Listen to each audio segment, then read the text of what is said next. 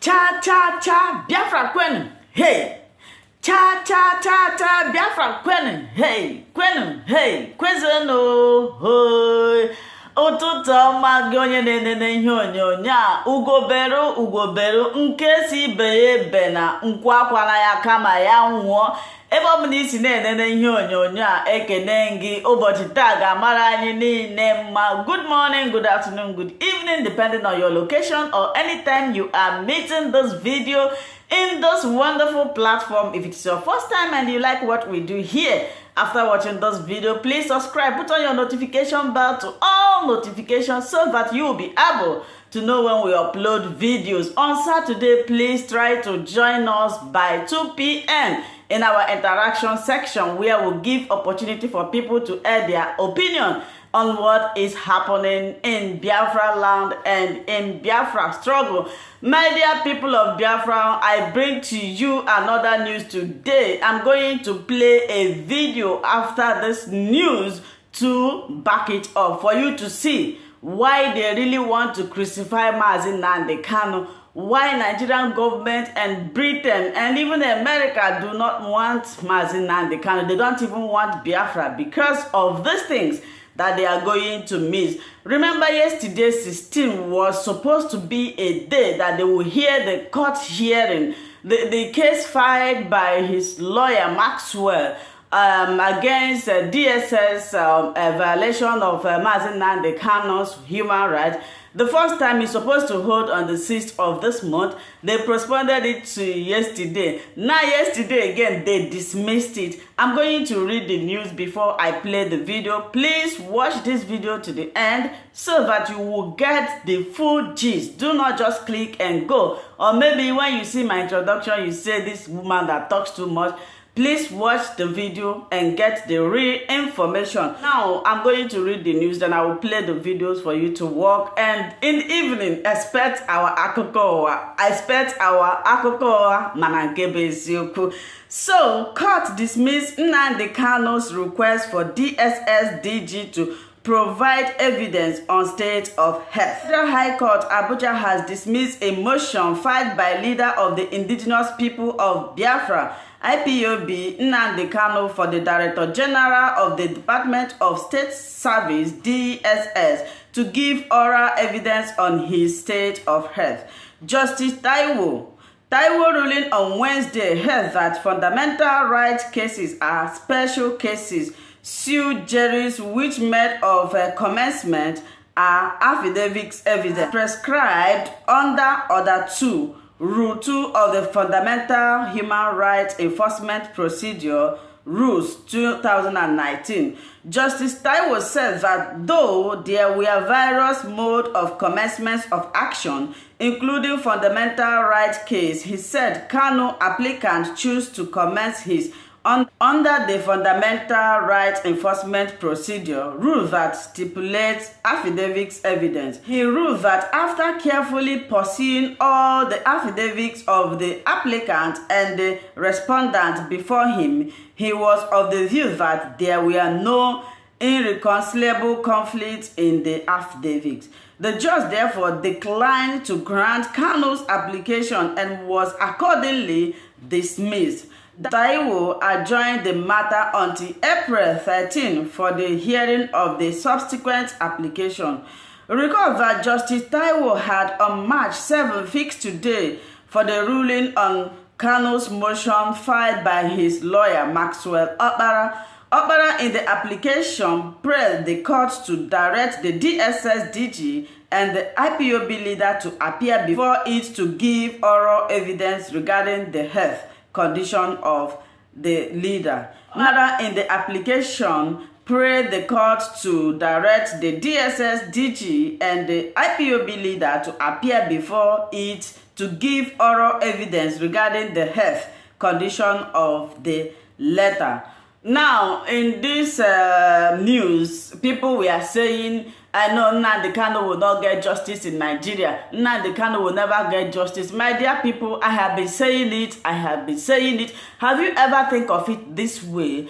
If really God is not with Nnamdi Kanu, they would have killed him in Kenya. Maybe by now, onye Mazi Nnamdi Kanu lolowa aganacho emoya. But the fact that they couldn't do him anything in Kenya means that although it may take time, but believe me, definitely he will come out. The way Mazi Nnamdi Kanu will come out, money or shock. He go shock everybody. Mehabam nanya. Even them themselves, they will be confused. They wouldn't even know when and how God is going to bring Mazi Nnamdi Kanu out. Somebody may say you are here giving us hope. Let's face the reality. Yes, the reality is that Mazi Nnamdi Kanu was illegally kidnapped like a chicken because it was planned. The kidnapping and the arresting of Mazi Nnamdi Kanu was planned successfully, and this action was taken by those he trusted. There is how you will love somebody, you will trust the person, whatever the person asks you to do, you will do it. That was how and why they were able to capture Mazi Nnamdi Kanu. I read in some comment, people are saying, you people are here wasting your time. They caught your leader like a chicken. When Jesus Christ came into the world, how was Jesus Christ arrested? Somebody may say that I'm comparing Jesus with Mazi Nnamdi Kanu. It's the same thing that is happening, because when you arrest or kidnap somebody that is not doing anything to you, that didn't do anything, you have to compare them with innocent people. So now they are saying that Mazi Nnamdi Kanu will not get justice in Nigeria, but I trust God that God will fight for him. Chineke bonye na noru ndi na-enweghị nne na nna, ndi na-enweghị ndị ikwu na ibe ogo. Otu o si dịrị naanị Mazi Nnamdi Kanu kwụ, apart from me and you that is supporting him. But in every other thing, God is with him and God will fight for him. So another news that I want to read here, but it may take time because some of you like watching video. I will play the video of how Mazi Nnamdi Kanu offended Nigeria, why they don't want him to exist. I will play the video here, but the information is coming that in April, that the full enforcement of eating Fulani cows meat will take full force. So if you have been eating the meat, maybe by now start cutting your throat because by next month eating of Fulani cow meat will not be in existence. Okay, my wonderful people, I will play the video, 2 videos of Mazi Nnamdi Kanu. That video is very, very wonderful, and I will indulge you to watch it, share, comment, and in the evening I will bring you Akokowa nke Bezoku. This time around, I have to take you to Imo State to tell you what Governor Hope Uzodimma is doing. Remain blessed. I still remain your Wada Linda's TV show until I come your way again. Onye chiri nke o chiri ya zero. Ugobero nke si ibe ya ebele. Gịnị mee ya? Obozi nkwukwa ya kama ya nwụọ ka ndị ji obi ọcha nnọdụ ka ọ gaziere anyị niile. There are 2 things plaguing them in the zoo: lies and deceit. If not for the coming of IPOB of Radio Biafra, all of you would have lived and died in the ignorance that Ojukwu caused a war. That's what they were writing. Britain helped them to write it. Ojukwu was a rebel, a secessionist, because we had no media. That is why they're paying Facebook billions upon billions of US dollars to stop this truth from coming out. Did Ojukwu cause any war? Gowon is alive, go and ask him. Did Ojukwu cause any war? Ojukwu went and negotiated restructuring with you in Aburi. You came back. Britain told you not to agree because Britain realized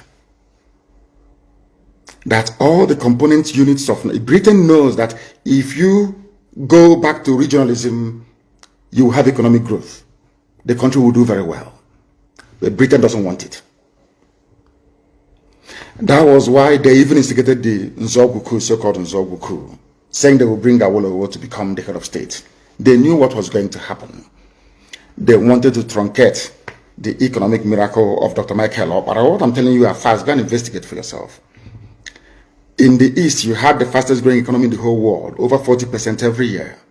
In the West, Awolowo was performing his own miracle as well. Even in the North, Ahmadu Bello and Tafawa Balewa were doing very well. You had all those massive industries in the North. You even had Alamajiris that were employed in the North. meaningfully employed, gainfully employed. They were all doing very well. Britain said, no, for us to control these people, we need to impoverish them. Let us introduce this war. There was a coup by Nzogu. And after that, there was the massacre of, as usual, massacre of our people in the north. Ojukwu said, I have to secure my land and my people. They said, no, let's go to Aburi to discuss it. Ojukwu went to Aburi and agreed, restructuring. That's something now you're asking for. To tell you how foolish Nigerians are. They're very foolish. That same nonsense you're asking for now was discussed many years ago. Ojukwu sat down in Aburi with Gowon and decided that regionalism was the best way forward, restructuring, going back to who you were, 1963 Constitution, 1960-1963 Constitution. Be on your own and pay tax to the central government, as they have in America, as they have even in Britain. Britain, you have Scotland that is almost independent, Wales, the same thing, everybody is free, but Britain doesn't want the same thing they're enjoying to happen in Nigeria. Why? Ask yourself that question. Anybody telling you about one Nigeria is your enemy. I'll prove it to you now. Ojukwu negotiated devolution, regionalism. The North will be on their own, the West on their own, even Midwest on their own, and then the East on their own. It's the same one Nigeria. On their way to the airport, before they boarded the aircraft, a call came from Lagos, from the British High Commissioner in Lagos, to Gowon, telling Gowon not to agree, after having signed the agreement. That same Gowon you're looking at today, God kept me alive so that he can witness the destruction he will bring upon that very zoo called Nigeria. Gowon said no. Do you know all the journalists in Nigeria, none of them have ever gone to Gowon to ask him, why did he say no to Aburi? Aburi was restructuring. None of those agitating for restructuring right now has ever gone to Gowon or gone to Nigeria to say, but Ojukwu negotiated restructuring. What happened? They came back and they said no. Ojukwu said, okay, so you want to continue to kill my people all over the place? No. Because of that, I'll declare Biafra. Today, they have brainwashed all of you with the perverse notion and thinking that somehow Ojukwu is responsible for causing a war, when opposite is the case. If not now, that after many years of hammering on this very topic, it has now sunk into the skull of the people that Gowon was the aggressor, not Ojukwu. That's how Nigeria is, always blaming the victim. And we lost over 5 million people during that very genocidal war. They killed over 5 million Biafrans. They wanted to wipe us away from the face of this very earth. But we survived it, and we are here today. Those they gave birth to, they have come. And this time with a wrath that you cannot even begin to imagine. And Biafra must come. It must come.